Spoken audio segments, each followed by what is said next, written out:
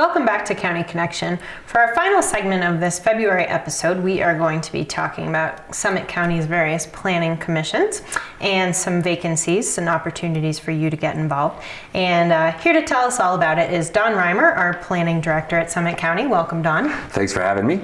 All right, Don. So there are 6 different citizen commissions that help shape development decisions throughout the county. So can you give us the rundown of what these commissions are? Sure. First of all, we have our Countywide Planning Commission, which it's a total of 11 members, and they're selected from throughout the entire county, whether you live in the Breckenridge area or the Upper Blue, as we call it, the Lower Blue, the Snake River Basin, which is where Keystone is, or in the 10 Mile Basin, which is where Frisco and Copper Mountain are.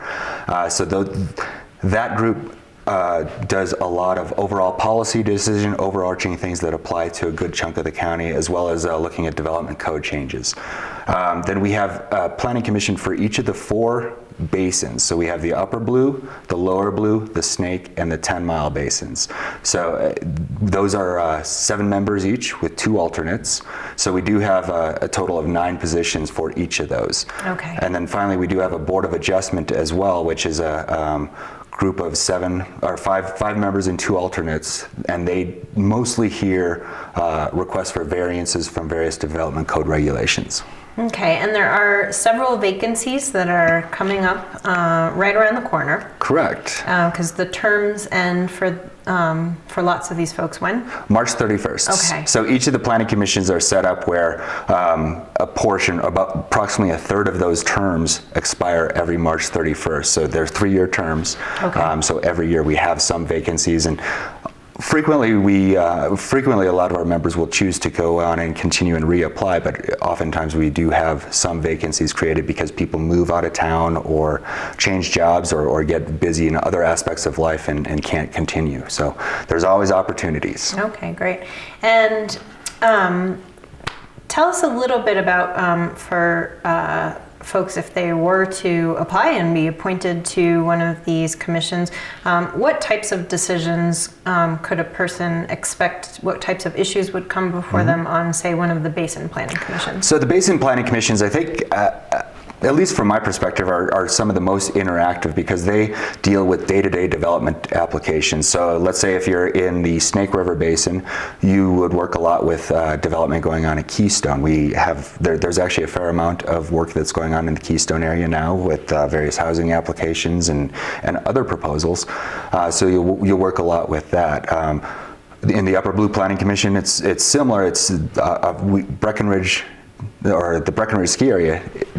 We don't really interact with a whole lot, but it's a lot of the development outside of town. So if you're in Farmers Corner or anything up Tiger Road or Swan Mountain Road or up the Swan River Basin, there's a lot of things there.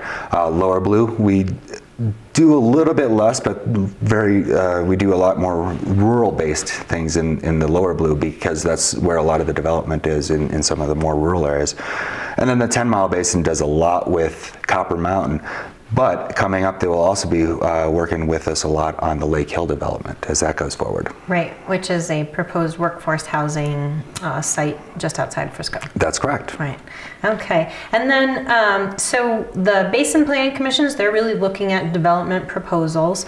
And then how about the Countywide Planning Commission? Countywide Planning Commission, and I'll go back to the Basin Planning Commissions because I forgot the key thing that they do is actually working on the master plans. But okay. the Countywide Planning Commission, when they're not working on the master plan, they will also be working on any code changes and specific development code changes, such as changes to the backcountry regulations or looking at wildfire code amendments or things like that. Mm-hmm. So it's a little bit more intensive as far as the nuts and bolts of how our development code works. Okay. But going back to the master plans, the state statutes, when you have a planning commission, their key role is to do comprehensive and master planning. So the Countywide Planning Commission does the Countywide Comprehensive Plan. And again, this is like a overall policy document that has discussions on workforce housing, whether, again, no matter what basin you're in, and landscape type conservation proposals and trail planning and a bunch of other things that are really focused on an overall on the overall county and applicable to anywhere in the county. Each of the basins take a deeper dive into their specific areas. So like let's say the 10 Mile Planning Commission will maybe look at the potential for trail alignments up towards Hoosier Pass, or I'm sorry, to the top of Fremont Pass, as an example. So they get into a lot more specific detail for each of their areas.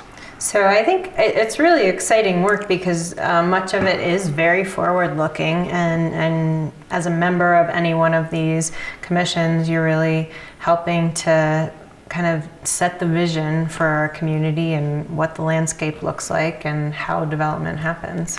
Absolutely, and actually now's a really exciting time and a great time to get involved because for the first time in several years we are opening up our master plans and comprehensive plan in order to start the updates. They were last adopted in 2010. And so they are actually due again, and so we're going to be starting with the countywide comprehensive plan very soon here, and then followed closely by each of the basin master plans after that. So now is the real opportunity to get involved and say, hey, we've noticed these things changing, and we should really consider that as we're looking forward in our master plans. Okay, great. So what is the application process for people who are interested in getting involved? Well, in the past, it's always been just a matter of, hey, send us an email, attach your resume and application. We've tried to get a little bit more, maybe forward-looking, or at least 21st century looking, and developed an online application. But really, we do need to have applications to us by February 8th, which is, I believe, two Fridays from now, by close of business that day. Or 2 Wednesdays from now, actually, I believe. I forgot my calendar. Anyhow, it's February 8th. Get us some applications by February 8th. It's a Wednesday. It's a Wednesday. And then after that, the planning commissions have an opportunity to review these applications, make a recommendation to the Board of Commissioners. Then we're hoping to have Board of Commissioners interview various candidates and make their selections toward the end of March. So they'll be all ready and set to begin their terms in April. All right. And so where can people go to find the online application or just more information and background about all these commissions? Sure. At our fabulous county website at summitcountyco.gov. And if you go to the departments, the planning department page, we do have links to each of the basin planning commissions as well as the countywide planning commission and the Board of Adjustment. And there's a link on each of those pages as well to the online application. So you can fill that out. If for whatever reason your browser doesn't support that for whatever reason, just go ahead and send myself or any of the other emails on the page your information, and we'll get it into the process. Okay. And then for anyone who would like to pick up the phone and give the planning department a call, how would they do that? The planning department front desk is 970-668-4200. If you would like to ask me some specific questions about the Planning Commission, you're welcome to call me. I'm at 668-4207, or drop me an email at don.reimer@summitcountyco.gov. Perfect. All right. Anything else that you'd like to add about this topic? No, I mean, I think this is a great opportunity for anybody who has an interest in the future of our community to really get involved and say, you know what, Summit County is awesome. Summit County is great. There's some things that we've noticed that have evolved. So let's go ahead and pick up on those trends and see if there's ways that we can address it to keep it the great place that it is. All right. Keep Summit County great. Keep Summit County great. All right. Thanks so much for coming in today, Don, and sharing all this. Thanks a lot for having me. And thanks to those of you at home who've joined us for another episode of County Connection. We'll look forward to seeing you next month.